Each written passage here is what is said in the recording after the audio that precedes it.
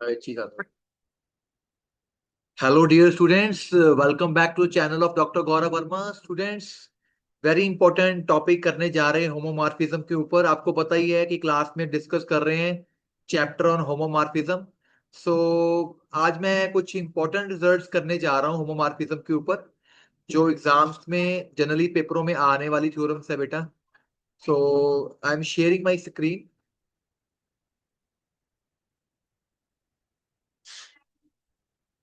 तो स्टूडेंट्स, कुछ important questions करेंगे पहले, जो बड़े ही एग्जाम्स में आने वाले क्वेश्चन है। तो सबसे पहला क्वेश्चन है कि there are only two groups of order four. तो आज मैं कुछ ऐसे इंपॉर्टेंट क्वेश्चंस होमोमॉर्फिज्म चैप्टर में से करने जा रहा हूँ, जो एग्जाम्स में जनरली आते रहते हैं। क्वेश्चन है कि कोई ना, हमें हमारे हमारे पास सिर्फ दो ही ग्रुप हैं जिनका ऑर्डर फोर है। मान लीजिए जी कोई ग्रुप है ऑर्डर फोर का। एक ए एलिमेंट है जो आइडेंटिटी के इक्वल नहीं है, वो जी को बिलोंग कर रहा है। ठीक है। हमें पता है जो ग्रुप के किसी भी एलिमेंट का जो ऑर्डर होता है, जैसे सब ग्रुप का ऑर्डर ग्रुप को डिवाइड करता है, उसी तरह ग्रुप के किसी भी एलिमेंट का जो ऑर्डर होता है हमेशा अपने ग्रुप के ऑर्डर को डिवाइड करता है। तो ऑर्डर ऑफ ए, जो एलिमेंट का ऑर्डर है, वो फोर को डिवाइड करेगा।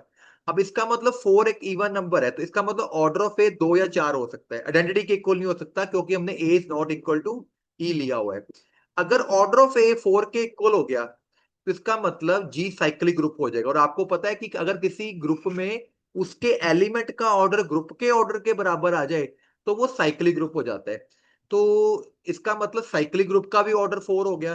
तो अभी पीछे मैंने आपको प्रीवियस वीडियो में एक थ्योरम समझाई है, कोई भी जो साइक्लिक ग्रुप होता है फाइनाइट ऑर्डर का, वो हमेशा आइसोमॉर्फिक टू होता है cyclic group Z upon N के। तो ये हमारे पास ये रिजल्ट पिछली थ्योरम से आ गया। ठीक है जी। अगर ऑर्डर ऑफ ए जो है फोर है, if G has no element of order four, जैसे कि ये वाली बात की थी A is equal to four, अगर ये वाला केस हमारे पास अब नहीं है, मतलब ये केस नहीं है, तो इसका मतलब order of A is equal to two हो गया। इसका मतलब ग्रुप के सभी एलिमेंट्स का ऑर्डर टू हो गया। तो ग्रुप के अगर सभी एलिमेंट्स का ऑर्डर टू है जो नॉन आइडेंटिटी है, तो जी अबिलियन होता है। जिस ग्रुप में ए स्क्वायर इज इक्वल टू ई हो जाता है, ये क्वेश्चन भी है हमारे पास ग्रुप थ्योरी में, तो वो ग्रुप ऑफ बिलियन होता है। इसका मतलब ये ग्रुप नॉन साइक्लिक होएगा। नॉन साइक्लिक हम इसलिए ले रहे हैं क्योंकि पिछले केस में वो साइक्लिक बना था, order of A is equal to four वाले केस में। तो यहाँ पे जी बिलियन भी है, नॉन साइक्लिक भी है। Order of A is equal to two हो गया।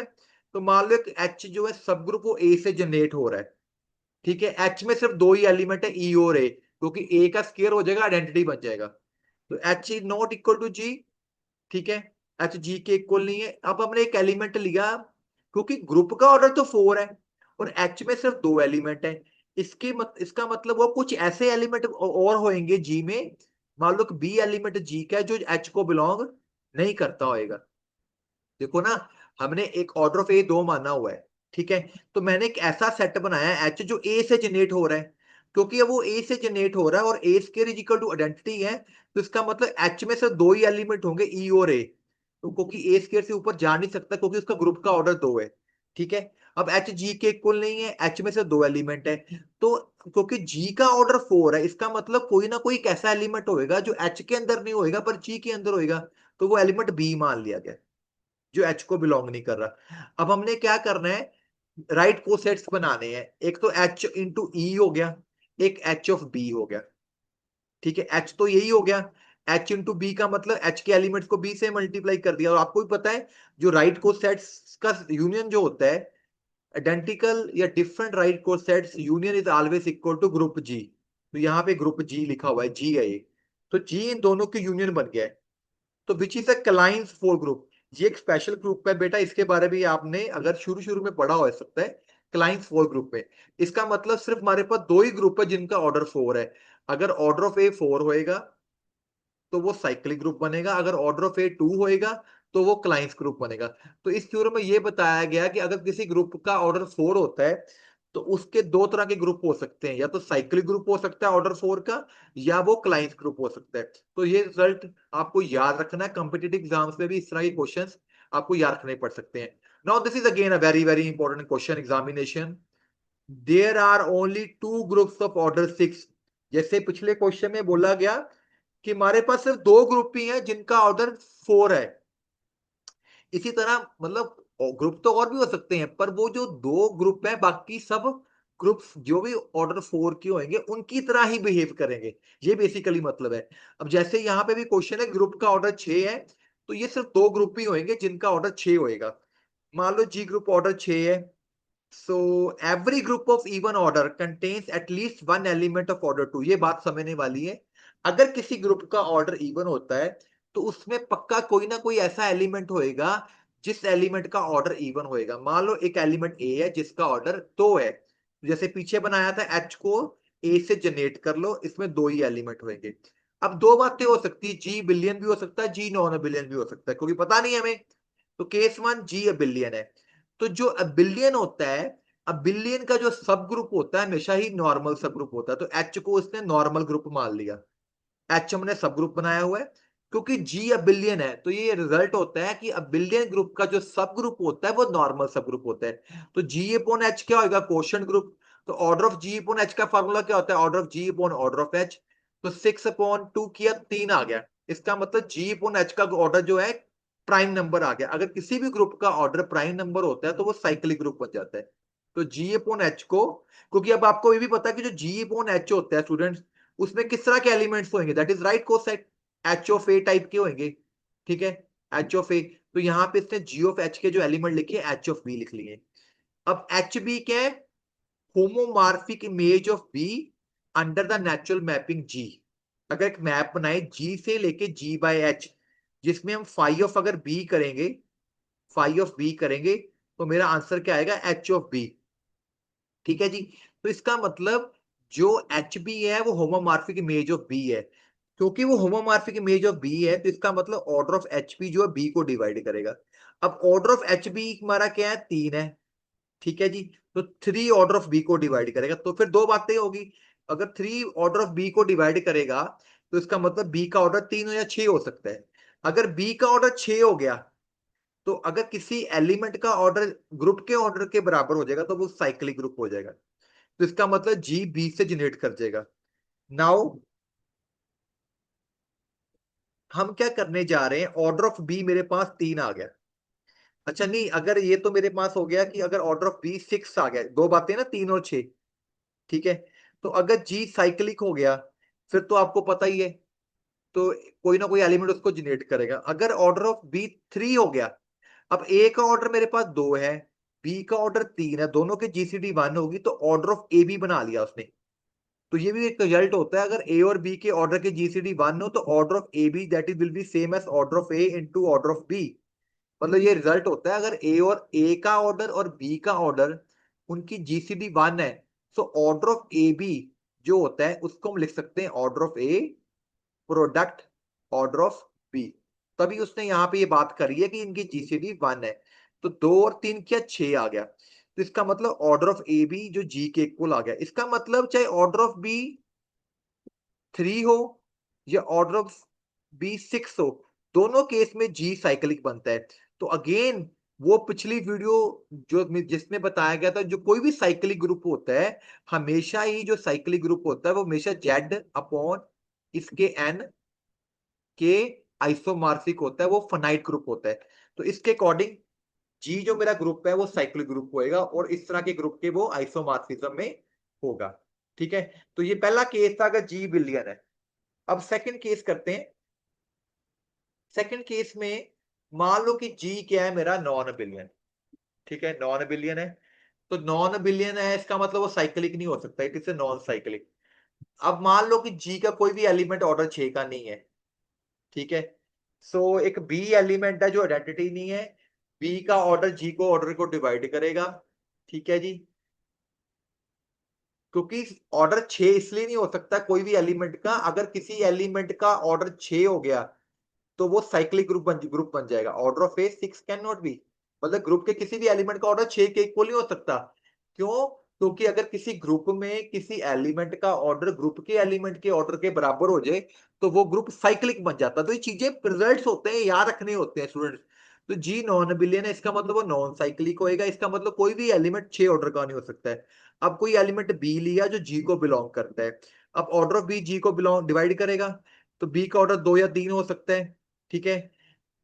इफ अगर सभी एलिमेंट्स का ऑर्डर 2 हो गया, तो आपको पता है ए का स्केयर अगर ई हो जाए तो वो बिलियन ग्रुप बन जाता है। इसका मतलब ऑर्डर ऑफ बी 2 नहीं हो सकता सभी एलिमेंट्स का।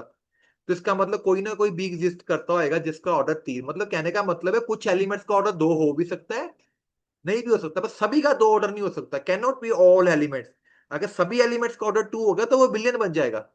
तो सभी एलिमेंट्स का ऑर्डर 2 नहीं हो सकता, कुछ एलिमेंट्स का ऑर्डर हो सकता है 2, और कुछ एलिमेंट्स का सम बी, तभी लिखा ना सम बी, उनका ऑर्डर 3 हो सकता है। जैसे हमने पीछे किया था ना, एच का ए का ऑर्डर 2 था, तो ग्रुप में 2 एलिमेंट डाले थे ई और ए। अब यहाँ पे बी का ऑर्डर 3 है, तो एक एन बनाया गया सब ग्रुप जो बी से जनरेट हो रहा है, तो उसमें सिर्फ 3 एलिमेंट होंगे, ई बी बी स्केयर। ठीक है जी। तो मतलब कि जैसे एच का ऑर्डर 2 हमने माना तो 2 एलिमेंट लिए, इसी तरह अगर एन जो बी से जनरेट है उसमें सिर्फ 3 एलिमेंट रखने पड़ेंगे, क्योंकि बी का क्यूब जो आइडेंटिटी बन जाएगा। अब जी बाय एन इंडेक्स निकाला, ये 2 आ गया। तो आपको पता है अगर किसी भी ग्रुप सब ग्रुप का इंडेक्स 2 होता है वो नॉर्मल सब ग्रुप होता है, इसका मतलब एन क्या बन गया, नॉर्मल सब ग्रुप। तो नॉर्मल सब ग्रुप की प्रॉपर्टी आपको पता ही है, जी ऑफ एच जी इनवर्स जो होता है वो नॉर्मल को बिलोंग करता है। ठीक है। तो एच क्या है, एन का एलिमेंट, तो एन में इसमें बी एलिमेंट ले लिया, और ए आपके जी के एलिमेंट, तो ये चीज एन को बिलोंग करेगी। ठीक है। अगर ये चीज एन को बिलोंग करती है, अब ये चीज हमने बोला कि एन को बिलोंग करती है, अब एन में तो 3 लोग बैठे, ई बी बी स्क्र, अगर ये ई के इक्वल हो गया तो ए इधर चला जाएगा, B is equal to A आ गया, ए से ए कट गया, B is equal to E आ गया, which is absurd, B E के इक्वल नहीं है, ये लिखा हुआ है यहाँ पे। ठीक है। सो सेकंड केस देखते हैं। अगर मतलब कि ये एलिम अब ये एक्चुअली ये एन को बिलोंग करता है ना, इसका मतलब ई भी हो सकता है, इसका मतलब ये बी भी हो सकता है, इसका मतलब ये बी स्केयर भी हो सकता है। तो पहला केस अगर ई के इक्वल लिया तो वो गलत हो गया।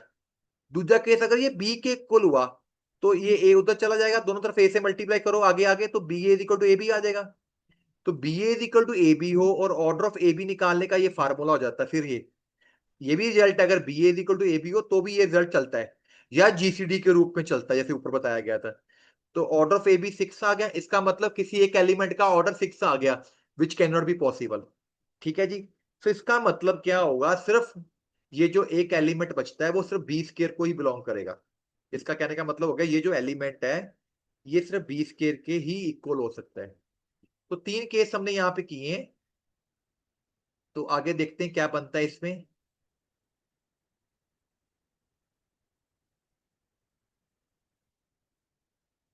सो विच इज रॉन्ग, तो ये जो हमारी चीज थी ये वाली चीज रॉन्ग होगी, इसका मतलब ओनली पॉसिबिलिटी है कि जो ए इनवर्स बी है वो बी स्केयर के इक्वल आएगा। तो दोनों तरफ ए से मल्टीप्लाई करो तो we will get B A is equal to A B square. तो ऑर्डर ऑफ ए 2 था, ऑर्डर ऑफ एन 3 था, order of A order of N को डिवाइड नहीं कर सकता, इसका मतलब 2 अलग अलग चीजें बन गई हैं। तो हमने क्या किया, राइट को सेट्स की यूनियन कर ली, एन यूनियन ए एन। तो आपको पता है जो राइट को यहाँ पे लेफ्ट को सेट्स की यूनियन करी गई है क्योंकि ए को एन से मल्टीप्लाई की गया है। तो जो राइट को सेट्स की यूनियन होती है वो जी ग्रुप के इक्वल हो जाती है। तो एन में कौन से एलिमेंट है, ई बी बी स्क्र, और ए इंटू एन, एन के एलिमेंट को ए से मल्टीप्लाई कर दो। ठीक है।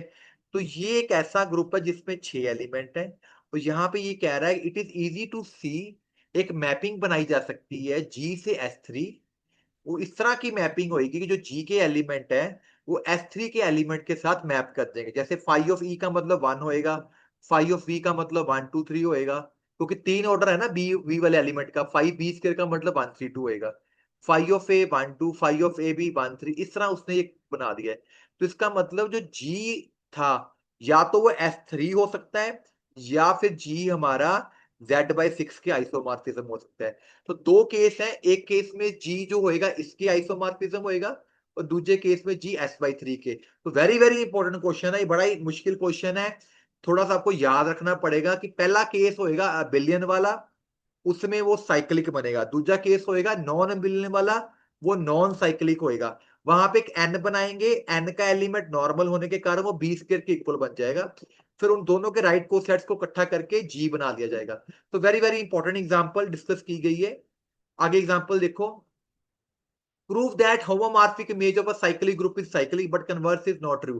कहता है अगर कोई ग्रुप साइक्लिक होएगा तो उसका होमोमॉर्फिक इमेज भी साइक्लिक होएगा, very easy theorem, converse is not true. मान लो जी एक साइक्लिक ग्रुप है, ठीक है, जी डैश उसका क्या आएगा, इमेज हो गया, जी से जी डैश मैप बनाया गया, ठीक है।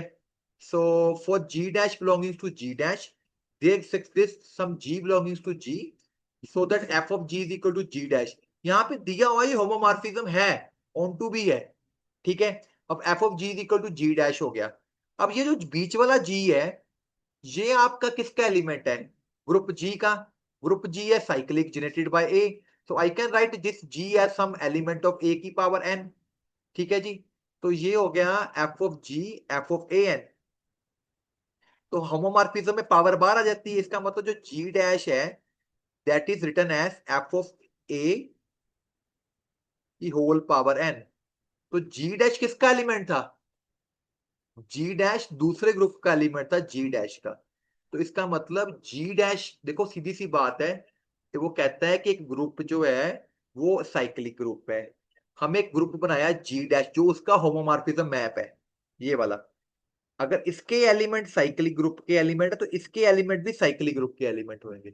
तो यहाँ पे जो जी डैश है उसको एफ ए की पावर एन शो कर दिया गया, इसका मतलब एफ ए उसका जनरेटर हो गया, ठीक है। ये थ्योरम है कि साइक्लिक ग्रुप का जो होमोमॉर्फिक इमेज होता है वो भी साइक्लिक ही होएगा, ठीक है। पर इसका कन्वर्स ट्रू नहीं है students. Converse in the sense ऐसे कि एक एग्जांपल यहाँ पे ली गई है, ठीक है। एग्जांपल में क्या है कि हमने सिमेट्रिक ग्रुप लिया है S3, जिसमें 1 2 3 नंबर होते हैं, नॉन बिलियन ग्रुप है, ठीक है। But the homomorphic image of S3 under, अब जब इसका होमोमॉर्फिक इमेज बनाएंगे वो साइक्लिक होएगा, पर ये S3 खुद साइक्लिक नहीं होता, ये थ्योरम आपको याद रखनी पड़ेगी। मतलब थ्योरम नहीं, दिस इज एग्जांपल। एग्जांपल में क्या होता है, जब कन्वर्स ट्रू ना हो तो हमें लेना पड़ता है। हमने ग्रुप लिया है S3, ग्रुप क्या लिया है, S3 ग्रुप लिया है। S3 ग्रुप की एक मैपिंग बनाई है S3 से G। अब G का जो आंसर आ रहा है वो 1 या -1 आ रहा है, ठीक है।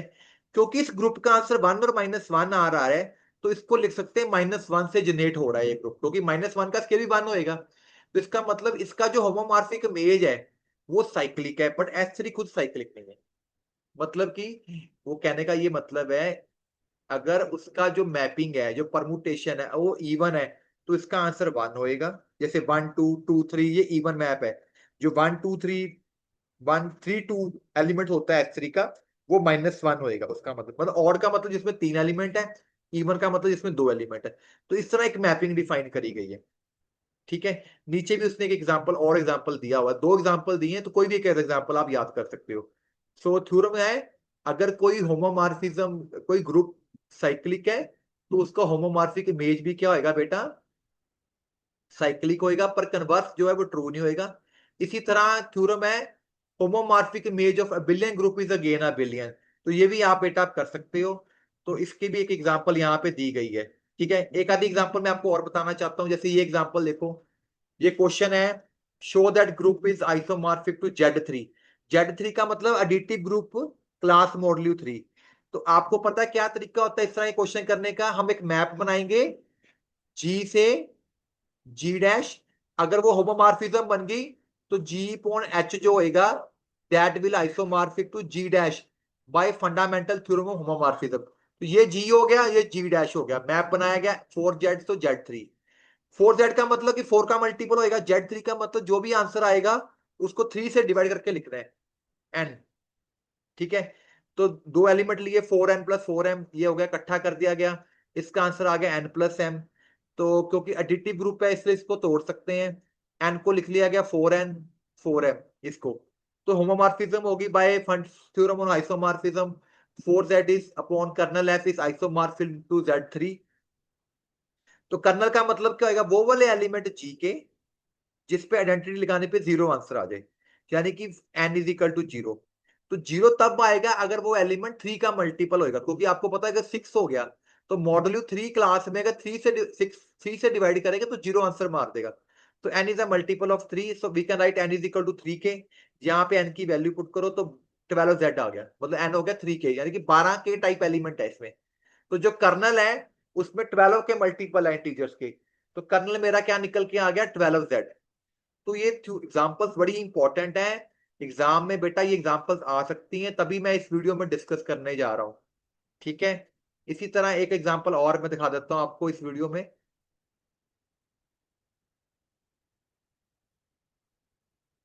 ये वाली भी कुछ इस तरह की, इसमें उसने सब ग्रुप्स निकालने के लिए बोला है। तो आज की इस वीडियो में मैंने मेन मेन एग्जांपल्स डिस्कस की हैं, कुछ मेन क्वेश्चन डिस्कस किए दो ग्रुप वाले।